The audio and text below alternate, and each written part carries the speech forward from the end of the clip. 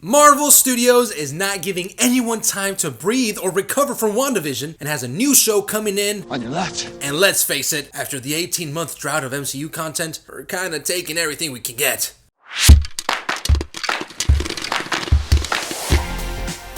Hey there, Popcorn Squad! After a successful launch with The Mandalorian, then killing it, and us, with WandaVision, Disney continues to dominate the streaming game with their brand new series, The Falcon and the Winter Soldier, which is set to premiere March 19th, exclusively on Disney+. With 23 movies, a few short films, and a slew of TV shows that may or may not be relevant to the big picture, it may seem like there's way too much to remember or catch up on before the MCU drops a new movie or Disney Plus series. But don't worry, we've got you covered with everything you need to know before you watch The Falcon and the Winter Soldier. Yes! As always, full disclosure, I have not seen The Falcon and the Winter Soldier, so everything we're talking about today is purely based on speculation from what I've seen in the trailers and posters that I have poured my blood, sweat, and tears into analyzing. Let's dive in. We start in 1943. On the brink of World War II in New York City, a little man, and I mean little, named Steve Rogers is rejected for like the millionth time to enlist in the military for You've been eligible on your asthma alone. obvious reasons. It also doesn't help that his lifelong best friend James Buchanan Barnes, aka Bucky? is enlisted. Bucky doesn't understand the longing Steve has to fight for his country, but it seems as though someone else does. Dr. Abraham Erskine gets wind of Steve's willingness to fight and allows Rogers to enlist. Because a strong man who has known power all his life may lose respect for that power, but a weak man knows the value of strength and knows compassion. Steve is recruited into the Strategic Scientific Reserve, SHIELD before it was SHIELD, as part of a super soldier experiment under Erskine and British agent Peggy Carter, whom Steve takes quite a fancy to. Steve successfully undergoes the procedure and comes out with super strength. Oh, and he's totally buff, inadvertently thirst-trapping Peggy.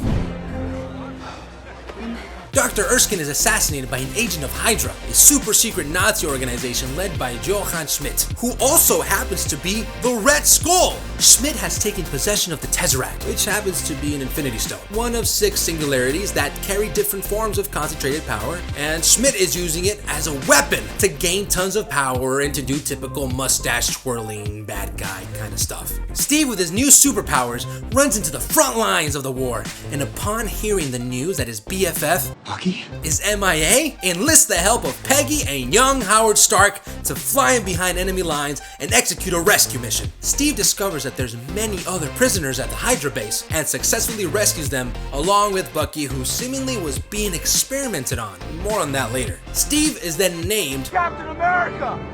Him and Peggy low-key starts to fall in love. Stark gives him a shield made out of Vibranium. That's the rarest metal on Earth. and with a ragtag team of soldiers, Steve begins to take down the forces of Hydra. During one encounter with Hydra, Bucky ends up being blasted out of a moving train and falls to his apparent death.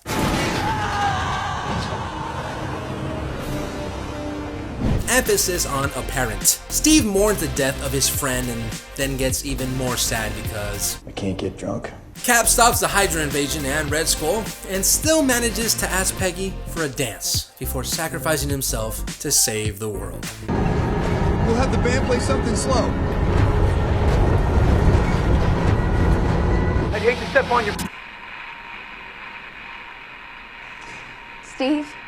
Cap gets frozen for like 70 years, but in the meantime, SHIELD gets formed. Sometime before the mid-90s, the Infinity Stone is the subject of a cosmic incident bringing Carol Danvers, aka Captain Marvel, to Earth as we discover that an alien race known as Skrulls is being warred against by Krees. Carol, with the help of SHIELD agent Nick Fury and a really messed up cat, defeat the Kree, freeing the Skrulls and prompting Carol to help them in their quest for a new home. Fast forward to 2011, Cap wakes up from his frozen slumber, where the first thing he says is, I had a date.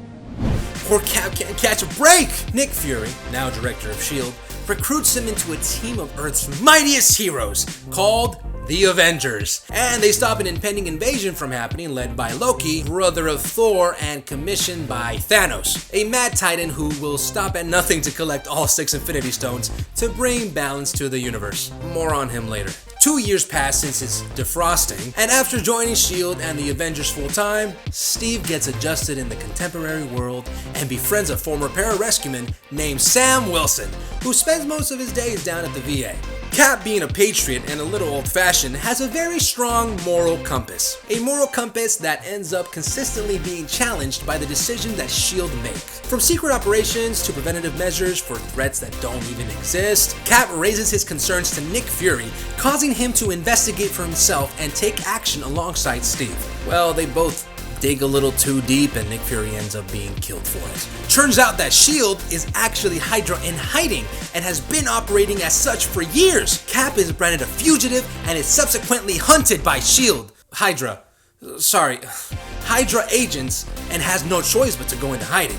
Unable to trust anyone, Cap turns to Natasha Romanoff, aka Black Widow. Hey fellas. And together enlist the help of Sam Wilson to take down Hydra. Captain America needs my help. The only problem is Hydra's secret weapon, a superpowered assassin called the Winter Soldier. During an encounter with the Winter Soldier, we learn his true identity. Cap's best friend, Bucky? Turns out Hydra was doing some experiments on him with their own super soldier serum, and they even gave him a cool metal arm after his fall from the train.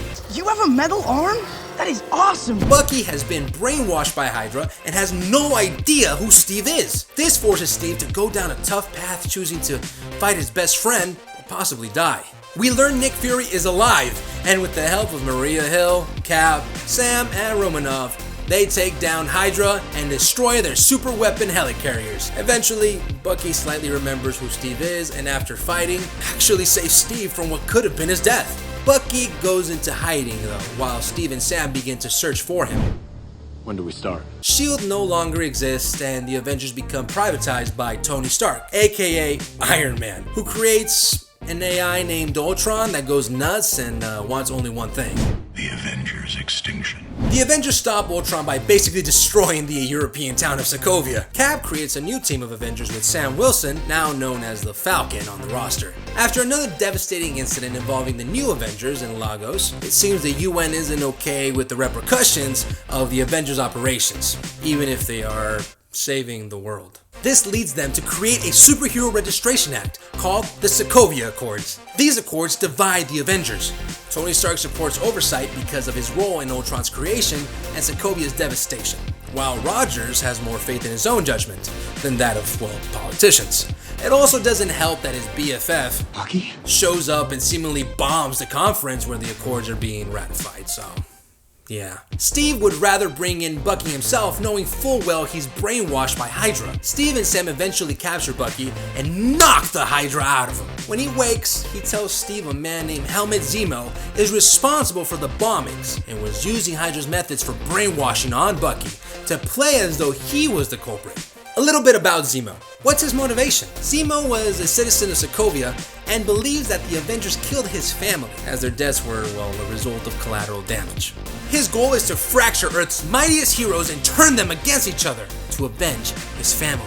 Through his plans, he reveals to Tony that Bucky is actually responsible for the death of his parents, which once again puts Cap and Bucky up against Tony. Bucky's robotic arm is damaged in the fight, and Cap gives up his shield, while Tony is left devastated. Cap once again is a fugitive of the law for his crimes against the UN and the Accords, so he goes into hiding with Romanoff and Sam. Bucky heals and takes refuge in Wakanda until the fight needs him again. 2 years pass, and Thanos, Mad Titan wanting to destroy half of all life, finally discovers the whereabouts of all 6 Infinity Stones and makes his way across the galaxy to collect them all.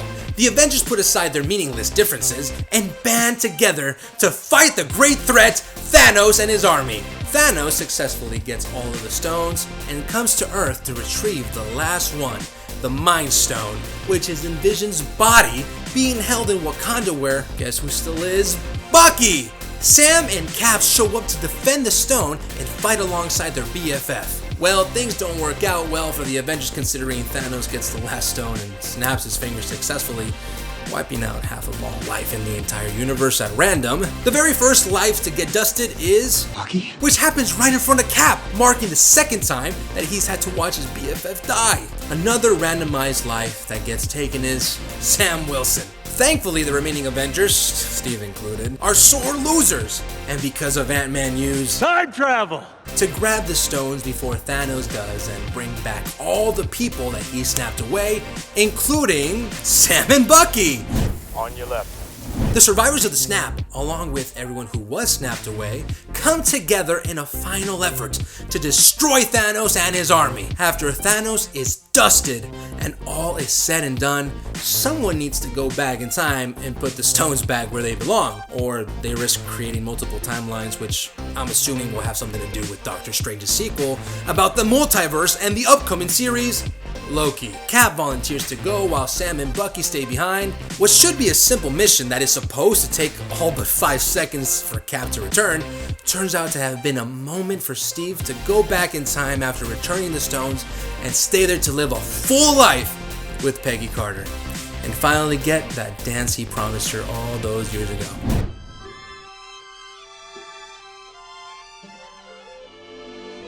In the present time, Old Man Cap is not far from the time machine and gets the attention of Bucky and Sam. Bucky knows his time with the shield has come and gone and prompts Sam to go over and greet Steve. Steve tells Sam that the mantle of Captain America will live on and passes his shield over to him. I'll do my best. Which leads us to The Falcon and the Winter Soldier. The series takes place after the events of Endgame and follows the story of Sam Wilson, who teams up with Bucky Barnes in a worldwide adventure that puts their abilities to the test as they fight the anti-patriotism group, the Flag Smashers, which is a name used by 2 different villains in the comics, the first of which primarily was a Captain America foe. The series seems to have changed the villain to villains, as it is a group of individuals and not a single person. The series will also see the return of Emily Van Camp as Sharon Carter, Agent 13, who is a side player in the Captain America films and is the niece to the love of Steve's life, Peggy Carter. Daniel Brohl, who plays Helmut Zemo, is also set to return in what looks like a comic-accurate costume. The last we saw of Zemo was in a Siberian Hydra base as he attempts suicide, but he is stopped by Black Panther and taken to the authorities. How he escapes? I don't know, I guess we'll see. Could it have been the snap that brought him back and freed him from prison? We'll have to find out very soon. And there you have it, folks! You're all caught up. Make sure to catch The Falcon and the Winter Soldier premiering on Disney Plus on March 19th. What part of the show are you most excited about? Let us know in the comments below. Don't forget to hit that like button and subscribe.